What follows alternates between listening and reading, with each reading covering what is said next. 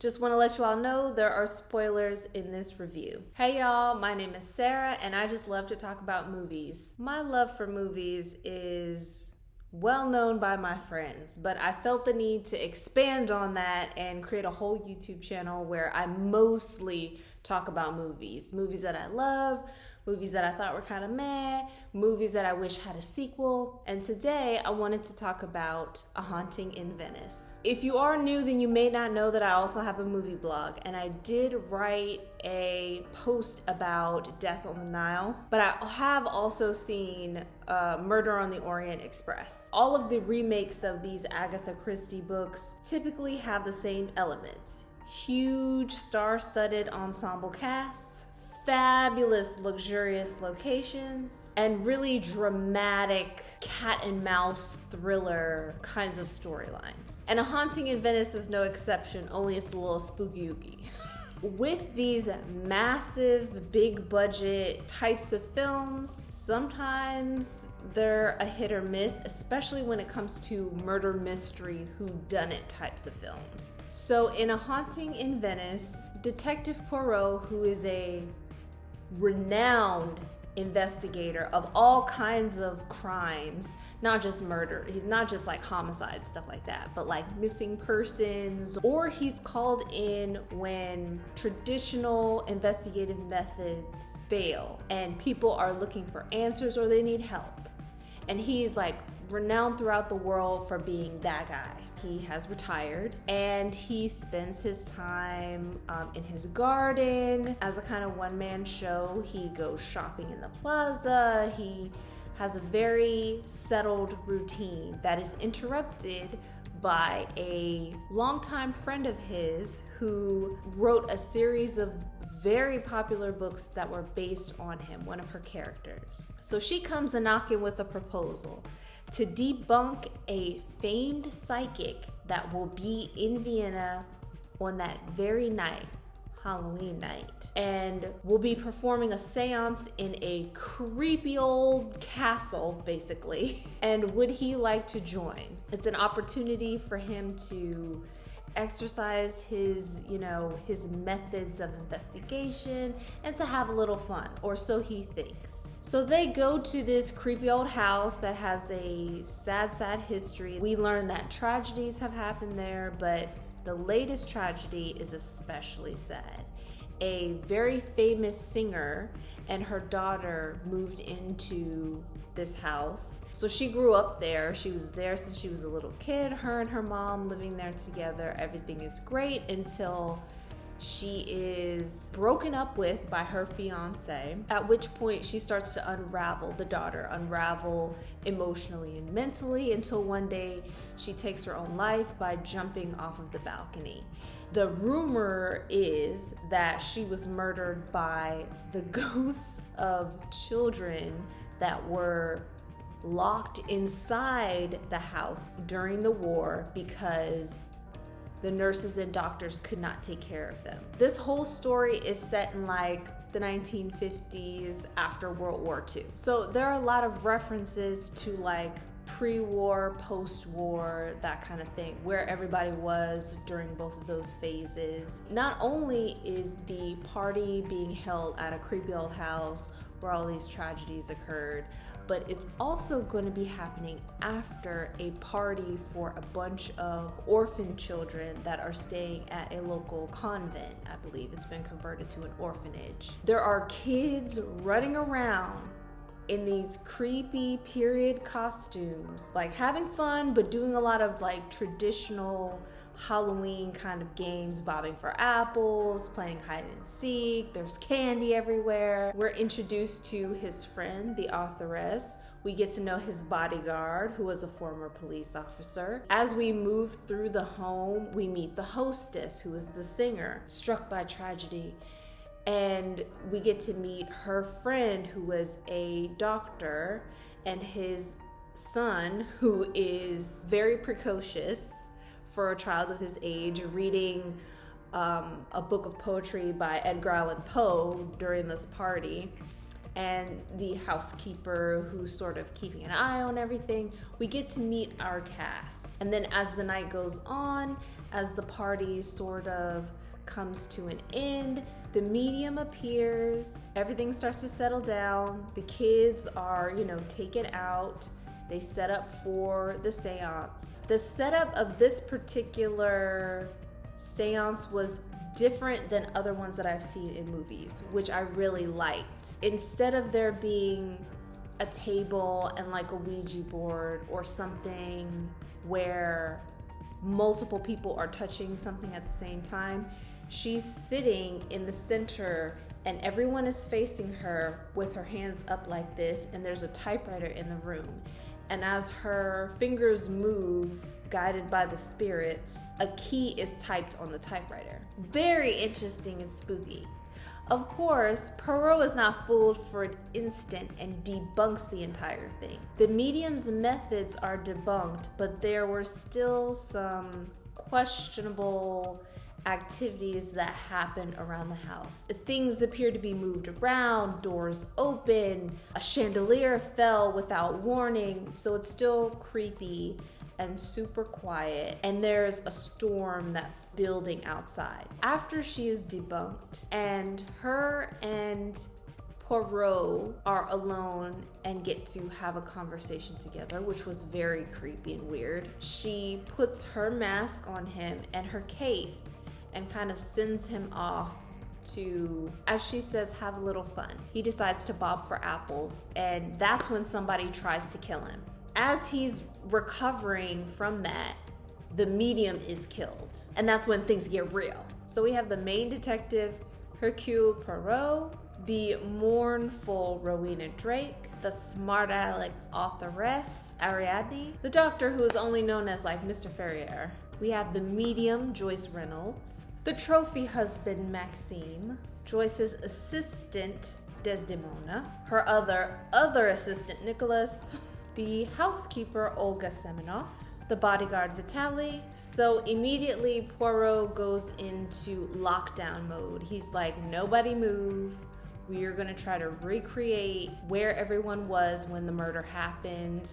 They take Joyce's body in to be examined by the doctor, which they just so happen to have on hand, as they do, I think, in every movie. There is a doctor. Doctors just be doing a lot of international traveling in these movies, but anyway.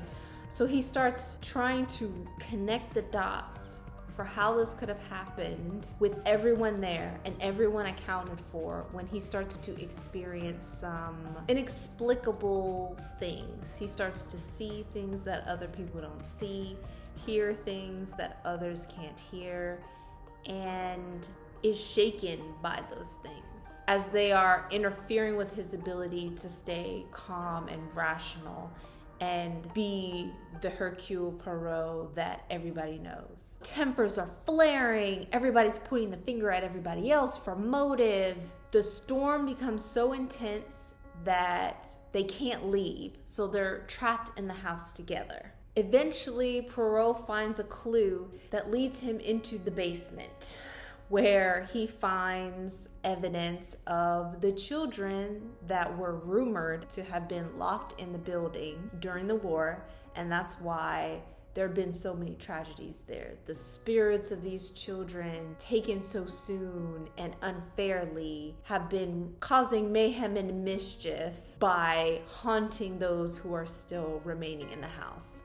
The little boy claims to have seen them, obviously. So a fight breaks out between Maxime and the doctor. They're separated, and it is while they're separated and he's in a locked room that he dies, apparently by suicide. So now we got 2 dead bodies. At this point, tempers are even higher because the fingers are pointing even more furiously at everybody else. Secrets are revealed, and finally, Poirot's mind clears enough for him to start to put the pieces together.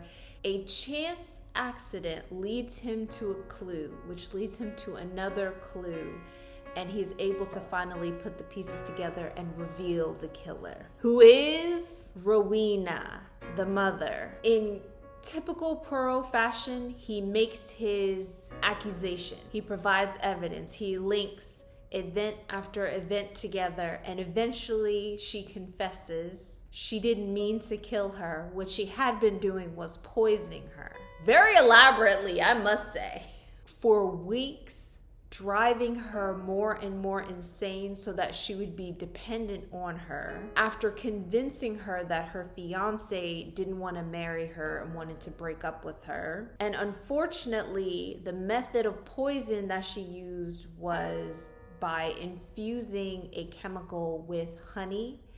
And one night, the housekeeper convinced her to get some rest. And when her daughter woke up in the middle of the night and seemed distressed, she made her a cup of tea with that honey. She had an overdose and died. And in order to keep that fact a secret, she decided that she was going to stage her death as though possible ghost children had caused her death, relying on local superstition in order to sell the story, which people believed. But also there was a lot more going on. It turns out that his so-called friend tried to goop Hercule by having this medium come and tried to convince him that she was a real psychic. At the time, Rowena was also being blackmailed by who? The little boy. So it turns out Rowena had staged this entire thing, the medium,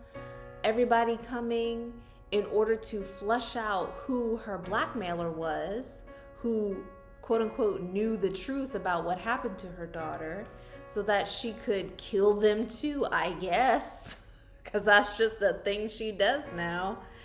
And she ended up falling off the same balcony that her daughter fell off of. Poirot may or may not have seen her ghost. So the story ends that way, with the doctor having died, his son being adopted by the housekeeper, the medium dying, and her assistants taking passage to America, and Hercule returning to his work as a detective. But the very last scene, which is where he's talking to one of the people who stuck around because his bodyguard was bodyguarding and knocking people who got too close to him like into the canals. But this guy stuck around and was telling Poirot his story. And when they got up to the roof, which is where he normally sits at the beginning of his day, he notices that one of his teacups and saucers is pushed to the very edge, and he like carefully pushes it back in. And that is how the story ends, with this beautiful sweeping view of the city.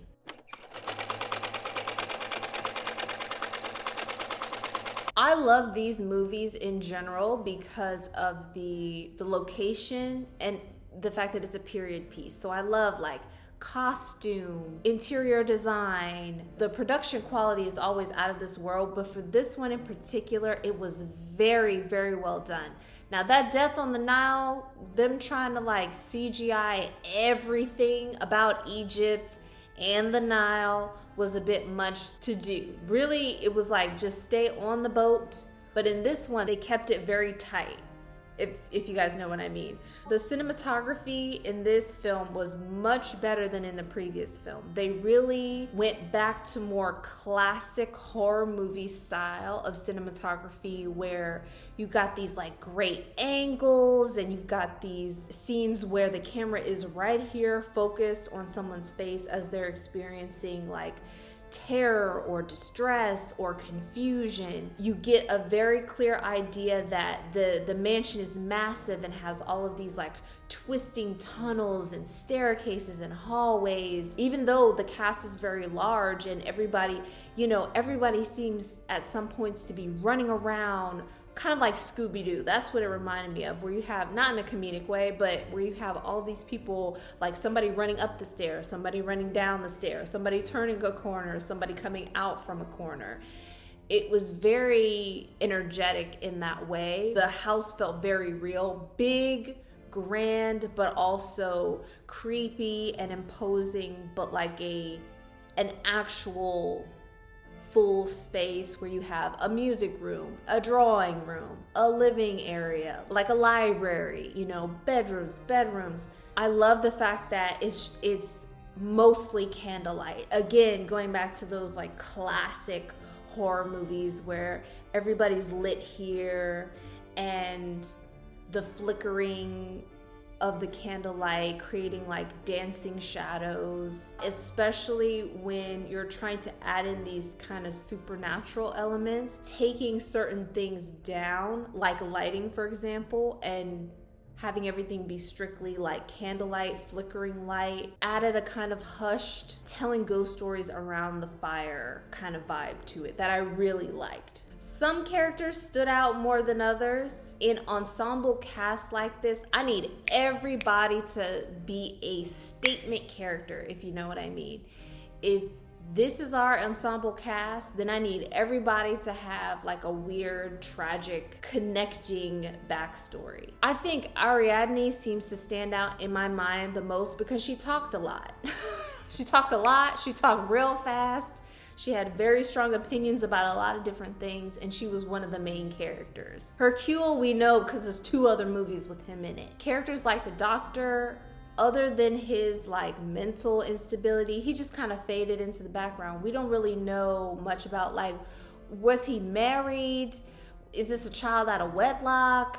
Like, where is his mother at? We assume that she passed away or she like ran away. We don't know. Why is his child like that? The housekeeper had a much bolder personality, but it also seemed to fade at some points and fade into just like hysterical womanness. Even the bits that we learn about her past, like her being a nun and her finding love and having to give up being a nun because she wanted to, get married and have a family that way. Come on, just like give us a little bit more. Like Murder on the Orient Express, Poirot took us through the horror of what happened to those people when their child was taken, how it affected the parents, the sister, how it affected the housekeeper, the butler, the husband's friends from the military. Like, it went deep and you got to see poignant moments. In the second movie, it's all secondhand, where you have people telling certain key moments that reveal things about other characters, but you have much more like standout signature characters to do that. For example, in Death on the Nile, when you had Sophie Okonedo, I think is how you pronounce her last name, as Salome, telling that story that she told about why she carries that gun, that is a statement event told so well that it lingers. Here in the story of how Olga met her husband and her being a nun, it was told more like a checklist. So I like the cinematography. I like the use of music, very subtle, toned down use of music. It was way more purposeful in this movie. We didn't see anything about Hercule's past in this one. They kind of skipped over that, which I was glad because it made it very clear that he was living in the present instead of living in the past. And I was like, oh, thank God, because we got to move on from that, man. We just clearly things between him and Salome never developed, and him kind of getting over things having to be perfect or symmetrical. He got a little OCD, but it looks like he's trying to work his way through it. I recommend it, especially if you're looking for a mystery thriller that's not super violent. There is some violence in it. Beautiful gowns, beautiful costumes. Did y'all notice that everybody had the exact same hairstyle, the same like swoop and like wave? Some were like swooped and waved this way. Some haircuts were shorter than others, but it was all pretty much the same. I was like, okay, so there's no variety in here. Y'all couldn't like figure out a way to differentiate the characters besides like their main costume. And because this is over one single night, the costumes don't change. So they are wearing the same costumes with similar hair. I'm like, okay. The house really is a main character, running into different rooms and finding the secret passageway into the basement area, find them shoes. I give it a 3 out of 5 because I don't think the storyline was built up enough for us to really care about the characters, and to that, not enough character development. Y'all know how important that is to me. So please let me know what y'all think. Also, did y'all notice that they color graded Hercule's eyes so that they were especially blue, even though this is a candlelit location and inside an interior location with candlelight? It doesn't make no sense for his eyes to be that blue. I don't know if y'all noticed that, but I noticed that. Please let me know what you all think. If you guys watched the movie, if you enjoyed it, if you didn't, let's talk about it. Thank you all for joining me here today. I really appreciate it, and I'll see you all next time.